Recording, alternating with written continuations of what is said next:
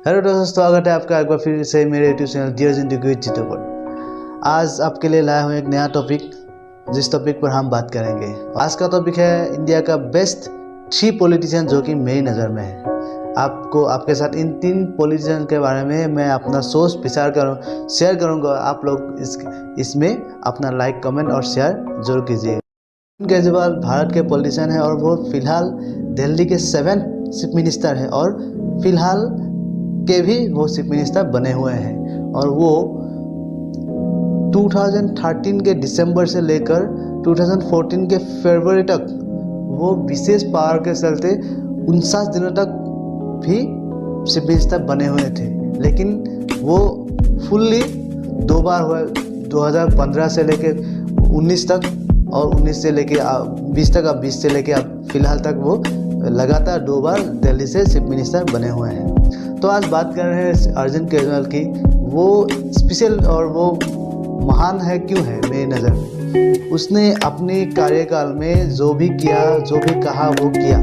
वो अपने नाम से, अपने काम से वो लोगों में इतना मशहूर हुआ। आज केजरीवाल बोले तो सारे इंडिया को मालूम है अरविंद केजरीवाल कौन है। अरविंद केजरीवाल के बारे में ना जाने ऐसा, जिसको पॉलिटिक्स में इंटरेस्ट है वो हर लोगों को इस बात पर मालूम है कि अरविंद केजरीवाल कौन है। उसने ऐसा काम किया, दिल्ली को ऐसा बना दिया, दिल्ली की नज़रिया ही अलग कर दिया। उनसे पहले जो भी चीफ मिनिस्टर थे उनके दिनों में जैसा था दिल्ली, अब दिल्ली के जो प्राइवेट स्कूल है या उसके अनुसार सरकारी स्कूल आज प्राइवेट से किसी गुना कम नहीं है। प्राइवेट इस कदर सुंदर बना दिया गया, शिक्षा से लेकर बिजली से लेकर उसने अपने जो भाषण है उसमें जो भी उन्होंने वादे किए थे लोगों से लगातार पूरा किया। और 2020 के जो इलेक्शन है उसमें उसने ये कह के वोट मांगा कि मेरे काम देखकर मुझे वोट दीजिए, ना कि मेरे नाम से। तो ऐसे वोट मांगने वाले वो ऐसे नेता हैं, भारत में पहले नेता है जिसने, शायद ही कभी ऐसा हुआ हो भारतीय पॉलिटिक्स में कि किसी ने कहा हो कि मेरा काम देखकर मुझे वोट दीजिए, ना कि मेरा नाम या मेरी पार्टी देखकर। तो इस नज़रिए से मुझे लगता है कि भारत का सबसे बेस्ट, मेरी नज़र में 1 नंबर का पॉलिटिशियन जिसने अपने काम से लोगों को प्रभावित किया है, ना कि किसी पार्टी से, ना कि किसी जात धर्म से लेकर। वो अपने काम से अपने राज्य को इस तरह से मशहूर किया है कि आज हर कोई केजरीवाल को जानता है। हर कोई चाहता है कि अपने अपने राज्य में केजरीवाल जैसा मुख्यमंत्री बने। तो इसीलिए मेरी नज़र में अरविंद केजरीवाल 1 नंबर पे है। ममता बनर्जी जो कि भारत के स्टेट वेस्ट बंगाल के फिलहाल के मुख्यमंत्री हैं और वो वेस्ट बंगाल के 9th मुख्यमंत्री है और पहली महिला है जो वेस्ट बंगाल से मुख्यमंत्री बना है। तो वो आज मेरे लिस्ट में दूसरे नंबर पे इसलिए है कि उन्होंने अपने कार्यकाल में हर लोगों के साथ, चाहे वो हिंदू हो, मुसलमान हो या अन्य जाति के हो, समुदाय के हो, हर लोगों के साथ वो इस तरह से मिलजुल के रहा है। हर लोगों को इस तरह से एकजुट करके रखा है कि आज 2011 से लेकर तीसरी बार लगातार वो मुख्यमंत्री बना हुआ है। इसका मतलब वो, वैसे तो भारत में ऐसी बहुत सी है मुख्यमंत्री जो कि 3-4 बार जीत चुके हैं, लेकिन ममता बनर्जी का बात ही कुछ अलग है। उसने अपने कार्यकाल में हर लोगों से इस तरह से अपना जो पहचान बनाया है, वो अपने काम से, अपनी नाम से लोगों में इस तरह से आया हुआ है कि आज बंगाल में उसको हराना नामुमकिन जैसा हो गया है।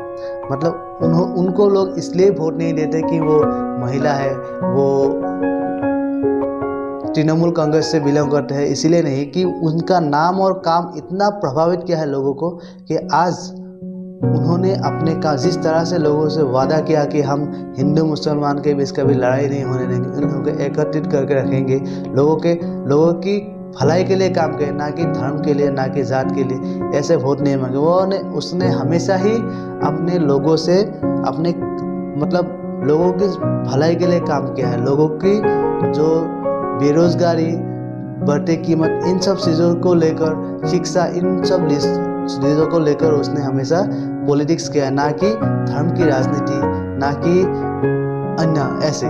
इसीलिए मेरे लिस्ट में वो दूसरे नंबर पर है। हमारे लिस्ट में तीसरे नंबर यानी तीसरे नंबर पर है हमारे सबसे सही थे, हमारे सबसे प्यारे मामा, जिसको हम सब मामा मामू मामू बुलाते हैं, वो है हेमंत बिस्व शर्मा जी। हेमंत बिस्व शर्मा जी आसाम के 15th चीफ मिनिस्टर है और फिलहाल भी वो चीफ मिनिस्टर बने हुए हैं। तो मेरे लिस्ट में तीसरे नंबर पर है हेमंत बिस्व शर्मा जी यानी कि मामा, इसलिए है कि वो ऐसे पर्सन है जिसने जिस जगह खड़े हो जाए उसी जगह पे अपने आप अपने विरोधियों को आवाज़ बंद करे। विरोधी का जो भी हो कमेंट, वो अपनी जुबान की ताकत से वो उसका उसी जगह पर आवाज़ बंद कर दे। ऐसी ताकत रखने वाले पर्सनैलिटी है उसमें। वो जो कहता है इस तरह कहता है कि कभी कोई कह ही नहीं सकता कि वो झूठ बोल रहा है या गलत बोल रहा है। उसकी बोलती में ऐसी ताकत है, उसने जो कहा वो करके दिखाया। हमने एक न्यूज़ में सुना था कि उसने कहा था कि 22 साल की उम्र में कि कॉलेज में कि मैं एक दिन देश का मुख्यमंत्री बनूंगा आसाम का। तो उसने वो कर दिखाया।